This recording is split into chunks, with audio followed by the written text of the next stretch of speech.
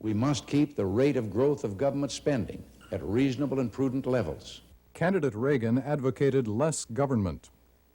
We must reduce personal income tax rates and accelerate and simplify depreciation schedules in an orderly, systematic way to remove disincentives to work, savings, investment, and productivity.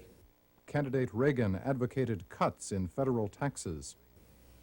We must review regulations that affect the economy and change them to encourage economic growth.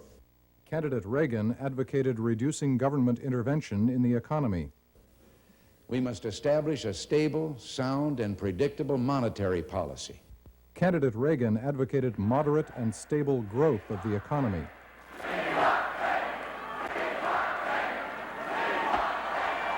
Thank you very much. And the voters responded by giving candidate Reagan an overwhelming mandate when he was elected president. President Reagan tried to keep his promises, but like most presidents, he was only partly successful. Economist Milton Friedman explains why this occurred. He discusses a political phenomenon, tyranny of the status quo.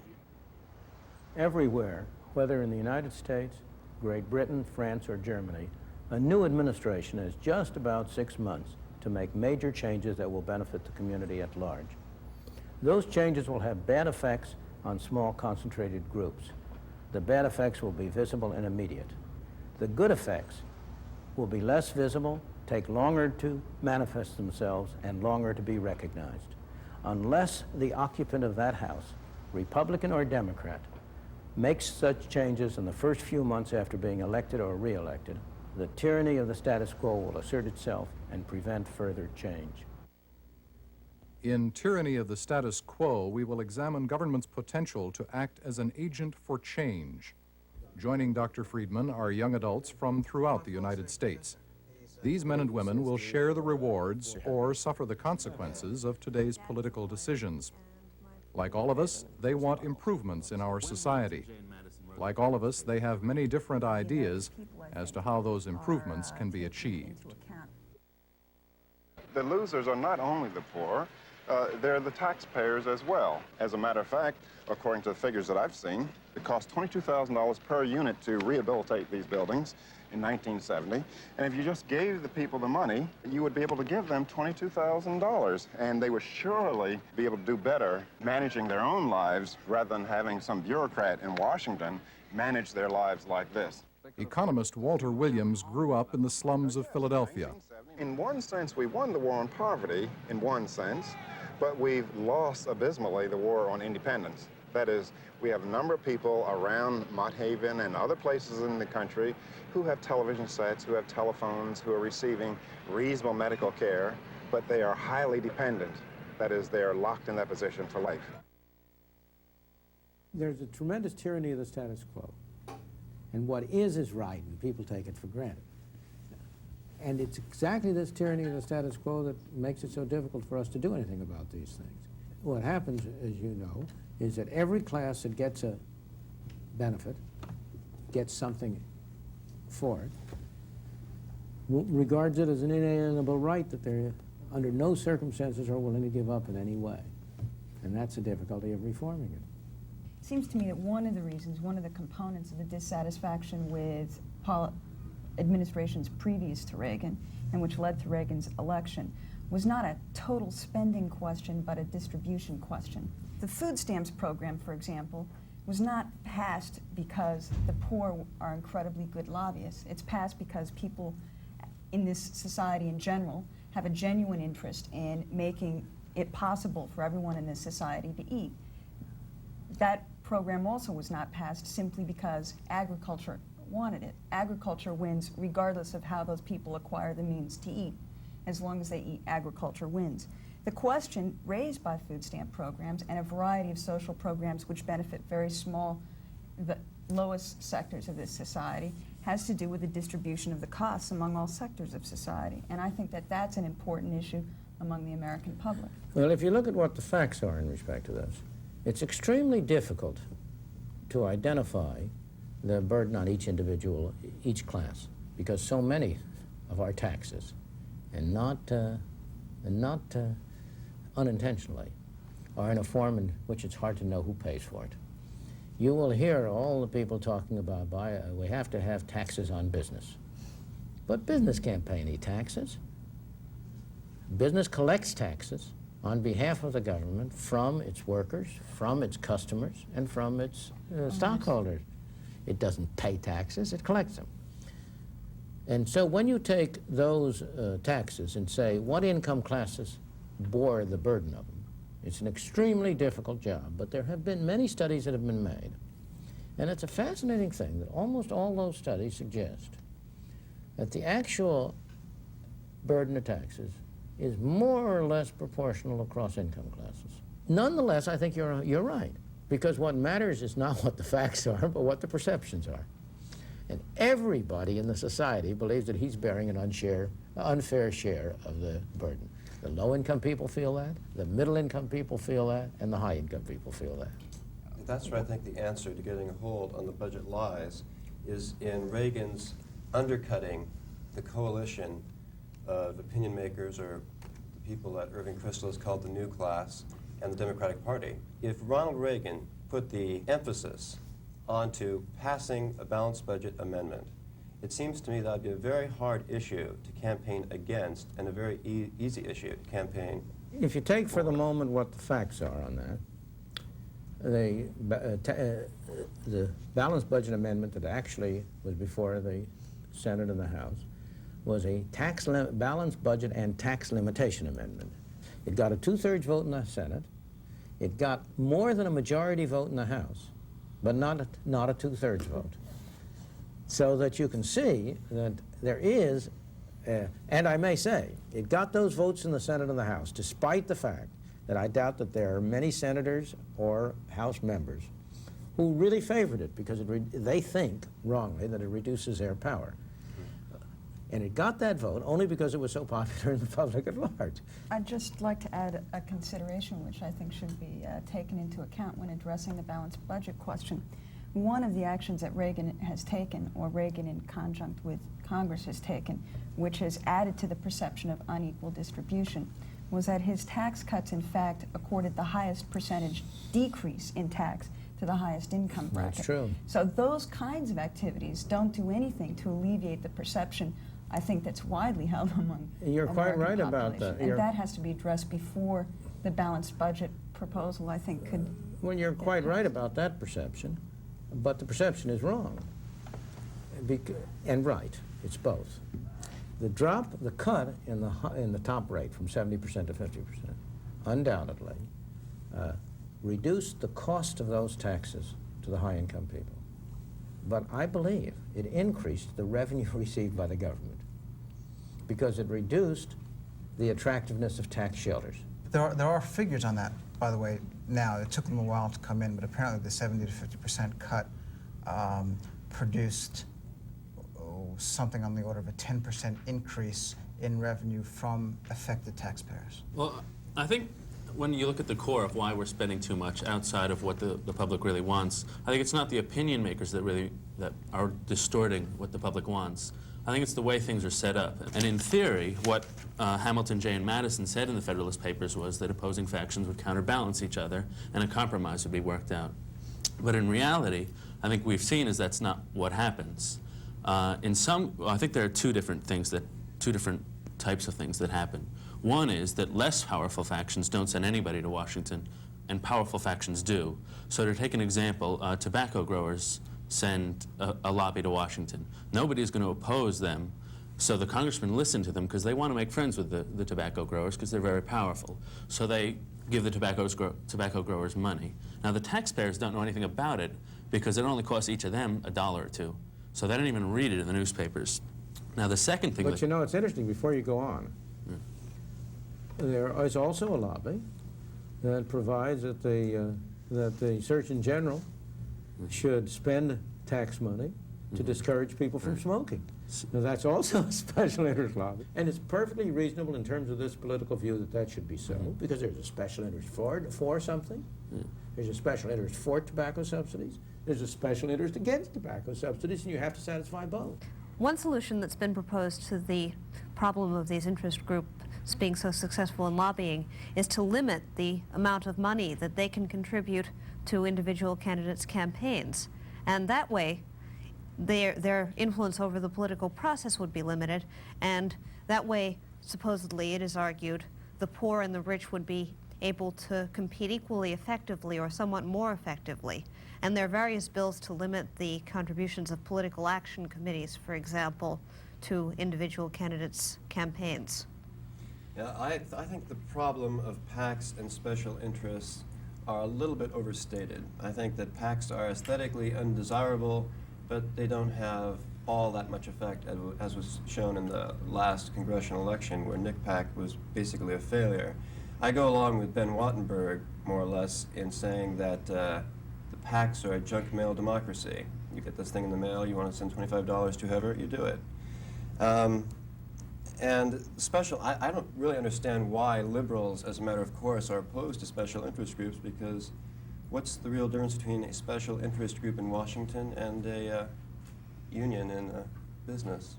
Well, but if we've just agreed that the major political problem is factionalism, then if there's a way of limiting people's ability to form factions, it seems very desirable to go ahead and do that.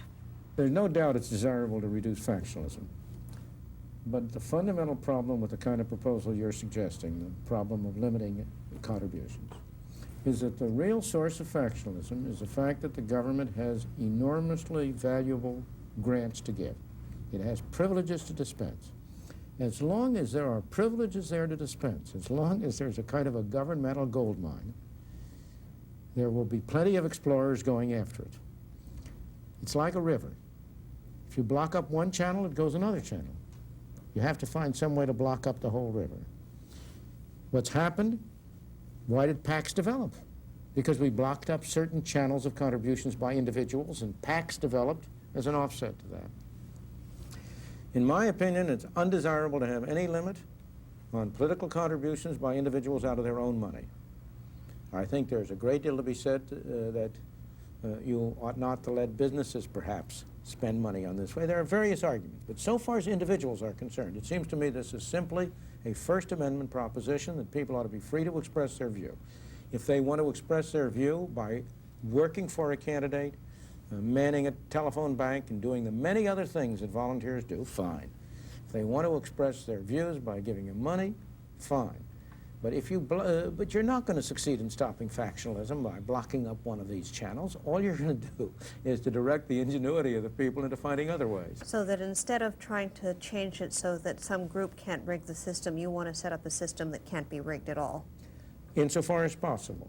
I think that the limitations on campaign spending are Band-Aids, and they don't really attack the fundamental problem. Maybe part of the problem is that the benefits to all of the interest groups which get the spending are very large and are very immediate for them, and they have a tremendous incentive, therefore, to pressure congressmen to vote for those sorts of programs. But the cost of any single program spread out over the taxpayers seems relatively minor, and therefore they may not have a similar incentive to lobby against that particular program. The question is, how do we alter the system to get rid of this bias, which arises out of the point that Steve is making, that the benefits go to a small, of each program separate, go to a small select group, while the costs are spread widely. And therefore, the beneficiaries have more political clout than the recipients. The people who are going to pay the taxes, as you said before, are dispersed in few. Maybe it's going to cost each one $5 extra. Nobody's going to go down in Washington and scream about that $5. And so the problem, the political problem, is how can you get this thing treated as a package in which people can vote on the thing as a whole and then break it down? In the kind of governmental system that we have, there seems to be a natural tendency toward this, because people who can express their strength at the polls are the ones who are likely to be strongly benefited by something. And it's always been the case, I think, in democracies of unlimited power, that the greatest concern has been a certain segment of the population just going out and voting itself benefits. One thing which might improve the situation would be if we restructured the incentives for the federal legislative process so that congressmen, when they voted on these bills, would be able to take into account the problems of the incentive to spend. And one way of doing that would be to set an overall cap on spending that would force congressmen to apportion a fixed amount of the national income instead of having the possibility of constantly letting spending increase.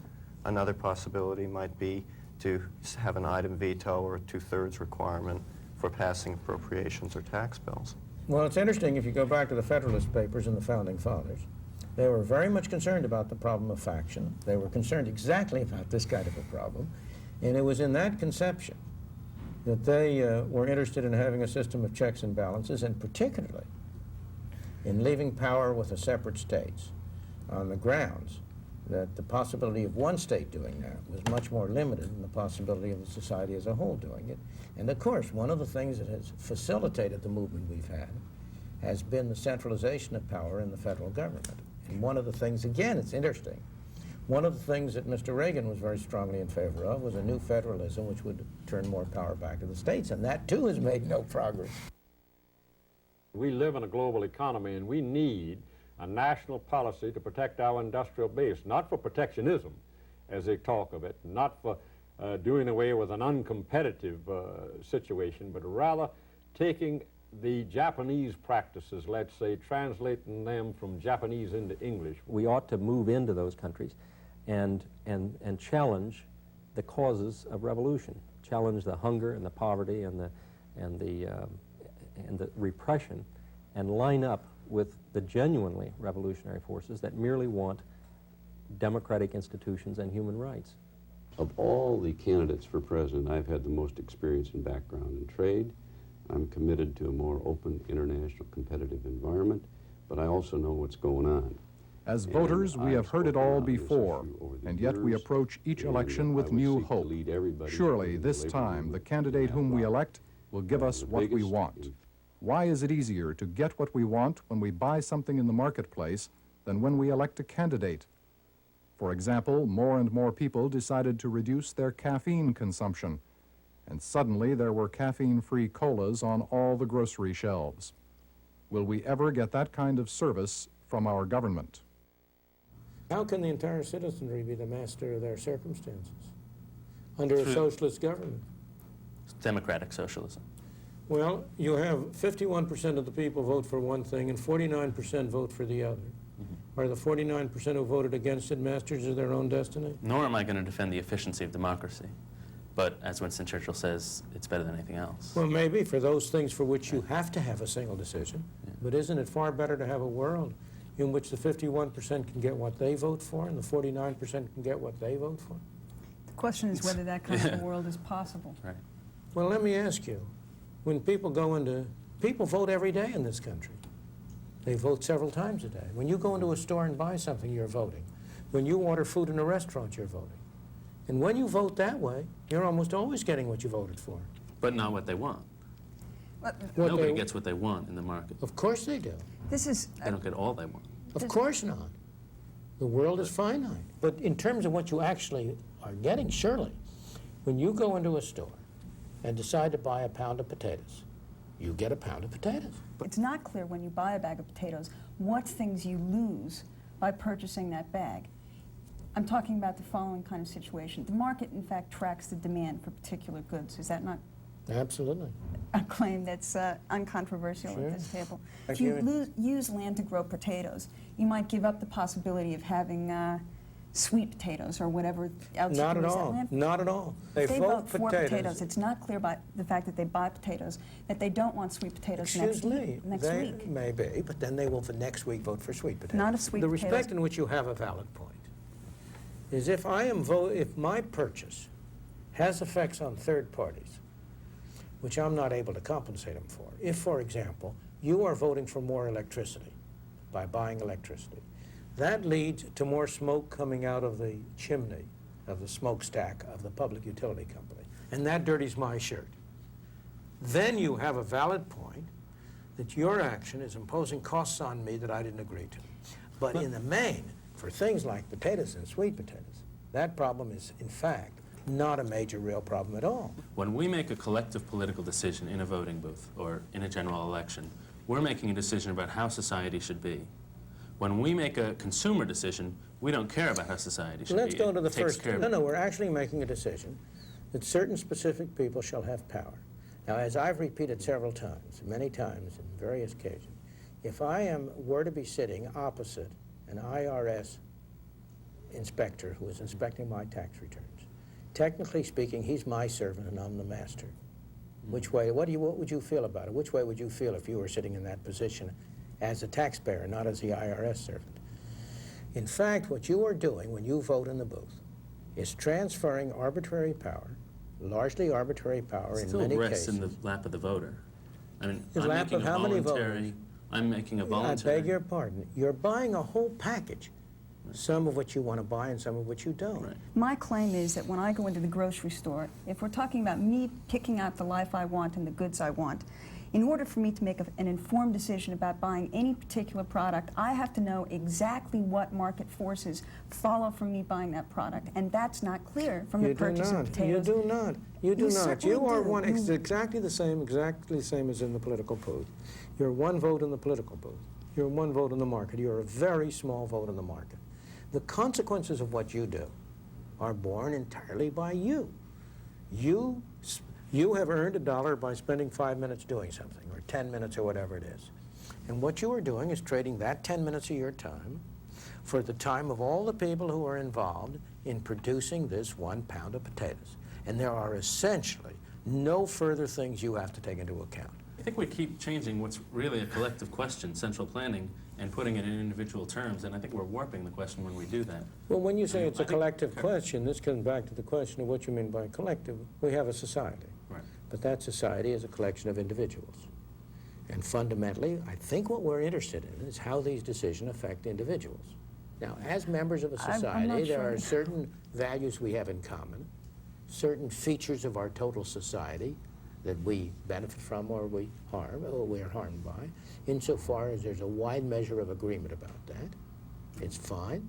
Insofar as there are sharp differences, we would like to have a world in which people have as much freedom as possible to live their own kinds of style. Yeah, But I think it confuses things to think of collective as one thing or collective. There isn't one collective.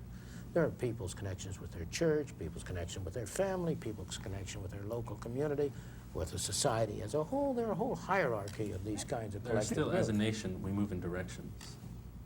I think it's fair to say. And I think what Carol is saying is that when we buy potatoes and when everybody buys potatoes, we don't really think in what directions we're moving, and we move in whatever directions the market takes us.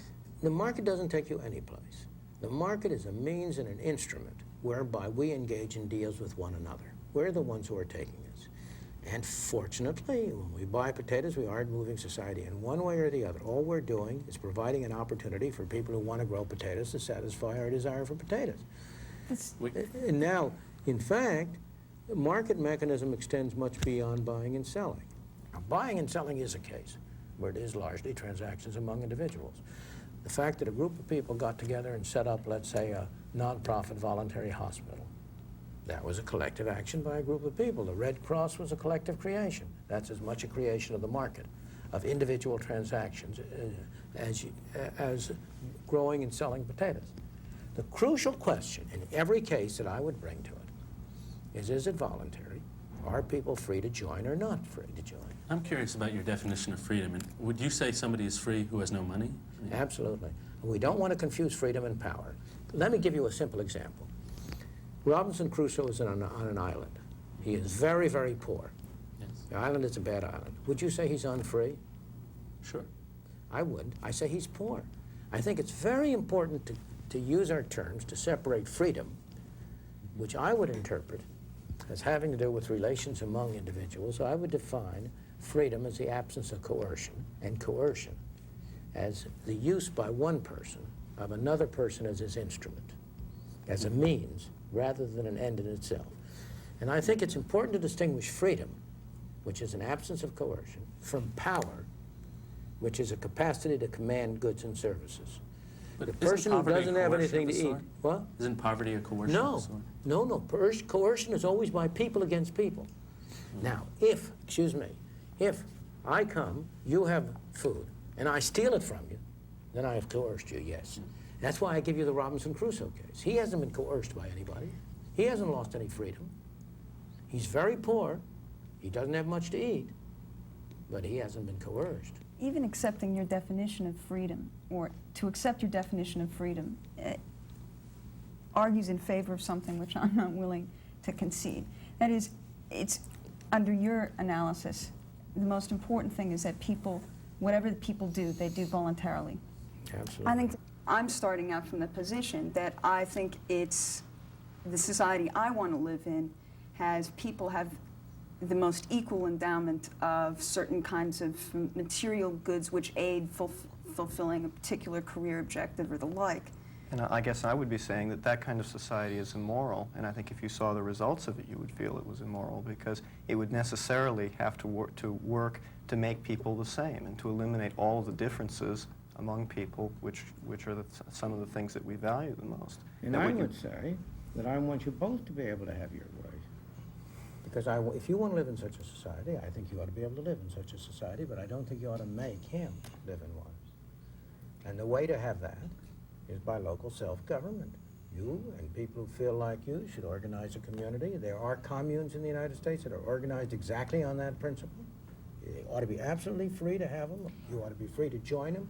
The question is, I want you to be free to make Steve live in such a society if he doesn't want to. We are not saying that we want people to starve.